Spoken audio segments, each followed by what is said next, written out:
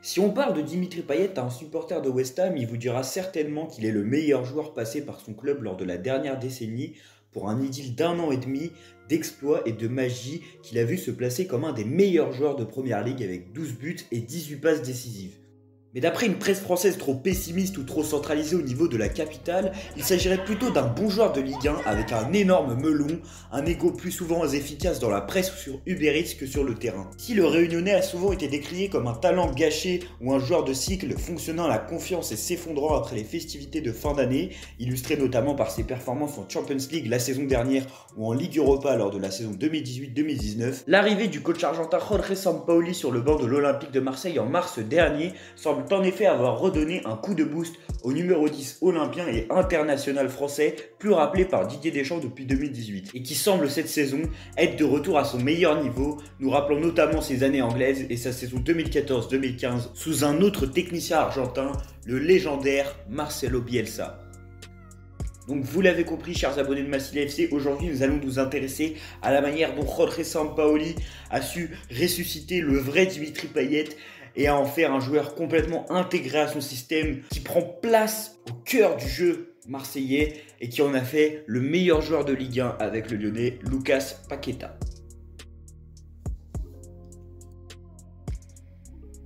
Si pour constater parfaitement la difficulté pour un manager de gérer une individualité comme Dimitri Payet au sein d'un effectif, il faudrait recontextualiser l'ensemble de la carrière du Réunionnais ou même ses 7 saisons à l'Olympique de Marseille, nous avons choisi aujourd'hui de prendre pour exemple 2 événements qui ont surgi au sein du groupe olympien sur les 7 saisons passées par le Réunionnais à l'Olympique de Marseille. Tout d'abord, comme il s'agit d'une vidéo sur 7 saisons et l'intérêt de la relation Payet-Sampaoli, nous avons choisi une situation compliquée entre le Réunionnais et ce qui représente un peu le prophète de Jorge Sampaoli, Marcelo Bielsa, passé à l'Olympique de Marseille donc entre 2014 et 2015.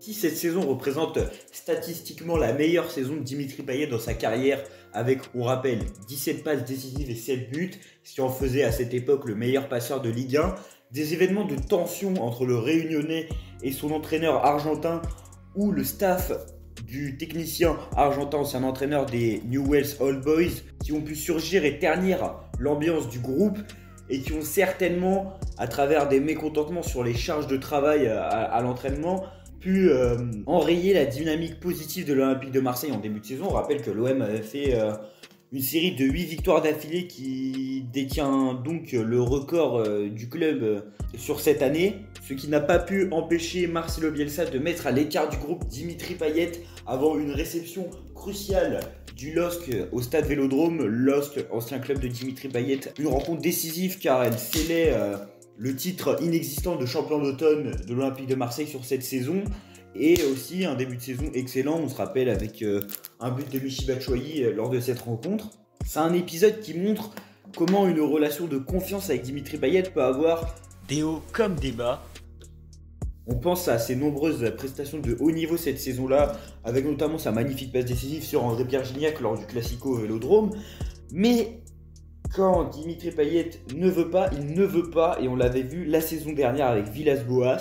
Villas-Boas, c'est l'entraîneur sur ces 10 dernières années dans sa carrière qui a certainement été le plus proche de lui, qui a certainement eu la plus grosse relation de confiance avec Dimitri Payet. On rappelle qu'à son arrivée à l'Olympique de Marseille, André Villas-Boas avait fait de Dimitri Payet son joueur clé, en lui donnant un peu les clés de l'équipe, en faisant le joueur phare en pleine période de crise dans le vestiaire entre le groupe de Payet et le groupe de Florian Thauvin lors de la saison 2018-2019. Villas-Boas avait profité de la blessure de Florian Thauvin pour faire de Payet l'homme clé de ce vestiaire olympien, à la manière un peu de son successeur Rudy Garcia, qui a lui aussi avait eu une grosse relation de confiance avec Dimitri Payet sur les premières saisons et puis qui s'est senti un peu trahi par les performances du Réunionnais lors de sa dernière saison qui lui avait coûté son poste. C'est exactement la même situation pour Villas-Boas. On a un Payet survolté sur sa première saison avec le coach lusitanien. Un Payet qui est décisif dans les matchs importants, on se rappelle de son doublé face à l'Olympique Lyonnais. Et puis, lorsque arrive la Champions League, on a un Dimitri Payet qui ne fait plus les efforts, un Dimitri Payet qui ne veut certainement plus jouer, qui n'a plus la tête au foot après le confinement.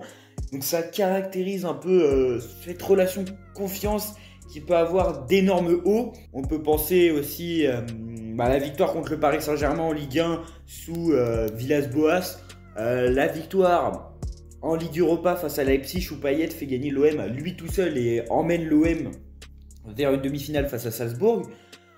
Donc c'est des relations qui ont des très grands hauts mais aussi des très grands bas, et ça Jorge Sampaoli lui le sait parce qu'il a un affect particulier pour les joueurs spéciaux, ces joueurs qui fonctionnent à la confiance. On pense notamment à sa relation avec Samir Nasri lors de son passage au FC Séville. On rappelle que Samir Nasri connaissait des difficultés avec ses différents coachs qu'il avait eu à Manchester City, et lors de son prêt à Séville, il a été ressuscité par Jorge Sampaoli qui lui accordait des privilèges, qui mettait au centre une relation importante basée sur les résultats sur le terrain, et puis qui laissait le joueur faire ce qu'il voulait en dehors. Là, on a remarqué que dès l'arrivée de Jorge Sampaoli, on a eu une petite diète, un petit changement physique au niveau du corps de Dimitri Payet qui n'était pas celui d'un joueur de football professionnel.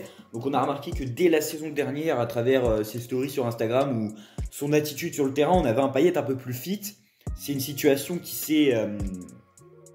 et c'est des axes qui se sont rapidement étendus à ses performances sur le terrain. On se rappelle d'un Payet qui a été très bon en deuxième partie de saison, dès l'arrivée de Sampaoli et l'installation d'Arkadiusz Milik en pointe de l'attaque. On se rappelle d'une très bonne performance du côté du stade Auguste Delaune à Reims, avec un Payet qui avait été décisif pour l'Olympique de Marseille et qui, avec Milik, avait contribué à la qualification du club en Ligue Europa, alors que c'était assez mal parti avec la mauvaise série du mois de janvier. Et puis, dès cette époque, on avait remarqué que Sampaoli avait un peu rompu avec l'héritage d'André Villas-Boas, et là, on vient à notre deuxième partie. Là où André Villas-Boas avait une relation de confiance d'homme à homme et un petit lien sur le terrain, parce qu'on rappelle que Dimitri Payet jouait ailier gauche, ce qui n'est plus son poste pour un joueur qui a plus de 30 ans et qui n'a jamais vraiment rayonné à ce poste au très haut niveau. On se rappelle plutôt d'un Payet fort au poste de numéro 10.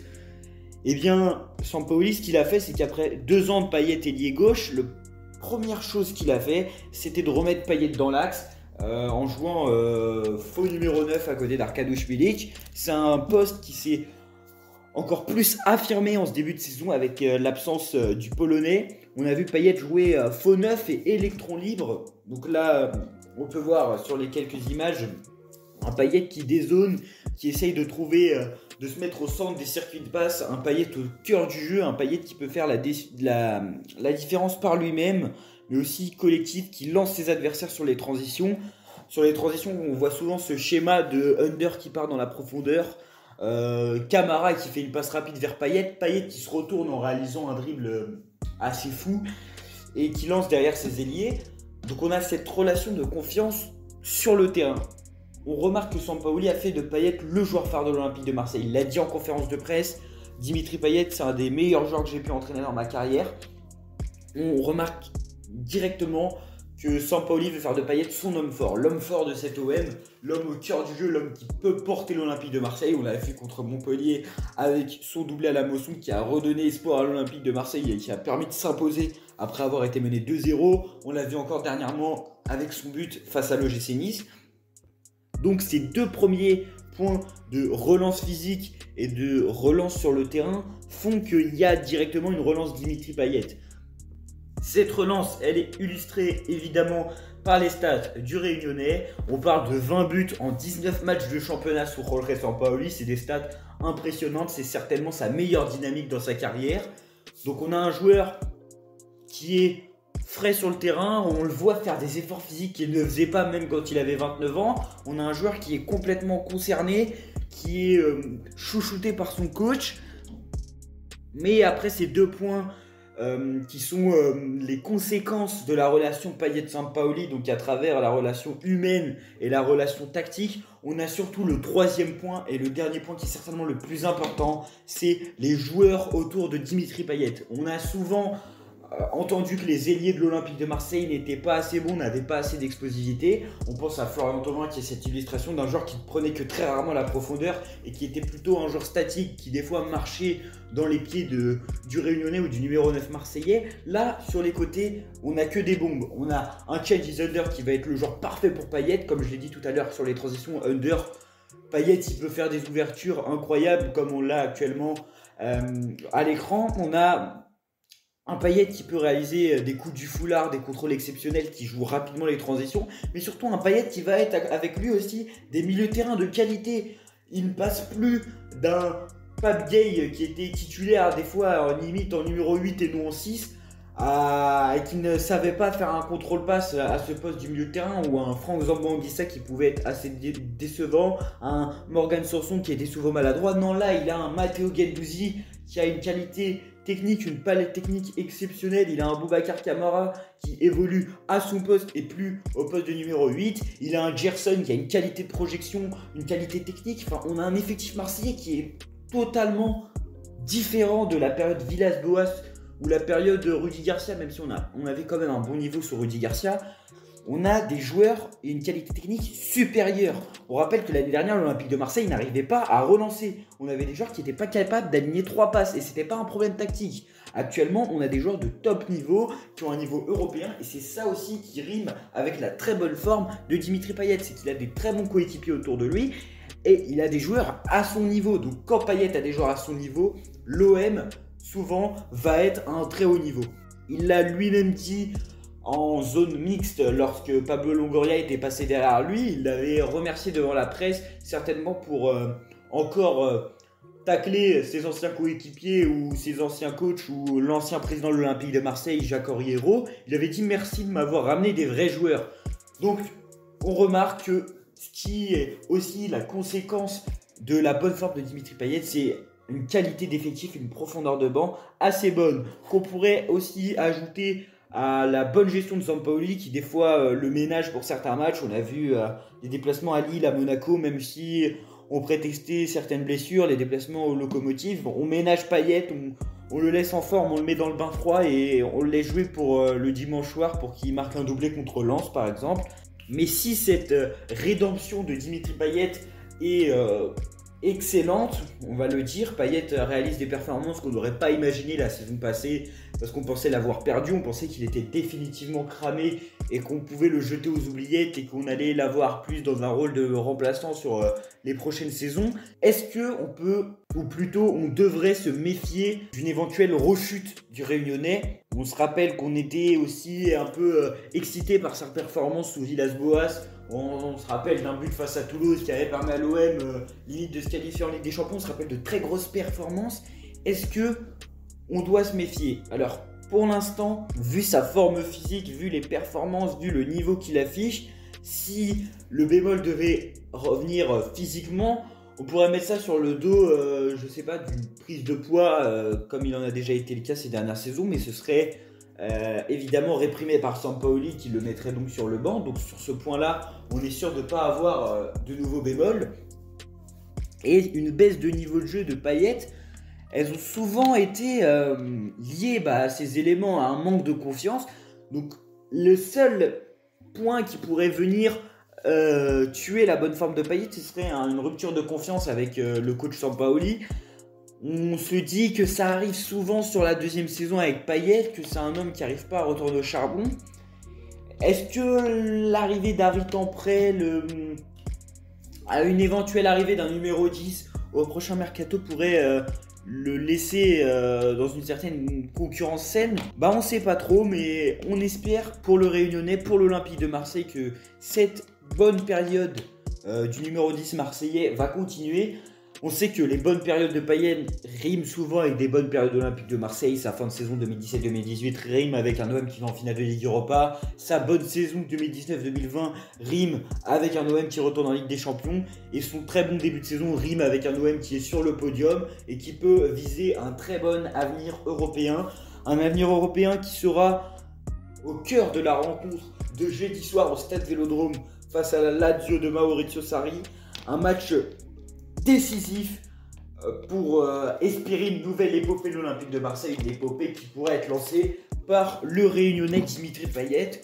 On espère en tout cas que nos Olympiens vont continuer sur leur bonne dynamique et que Dimitri Payet va nous permettre à travers ses exploits de nous qualifier pour la prochaine phase à élimination directe de la Ligue Europa. On se retrouve donc demain pour la vidéo OM Lazio, l'avant-match, et espérons, si j'ai le temps du montage, de faire l'après-match et le poster directement après ce Marseille-Lazio avec, on espère du coup, une victoire olympienne. Si cette vidéo sur Dimitri Payet vous a plu, on vous encourage à liker, à nous suivre sur Instagram MassileFC et à vous abonner, à activer la cloche de notification si ce n'est pas déjà fait. Et on se dit à demain, allez l'OM.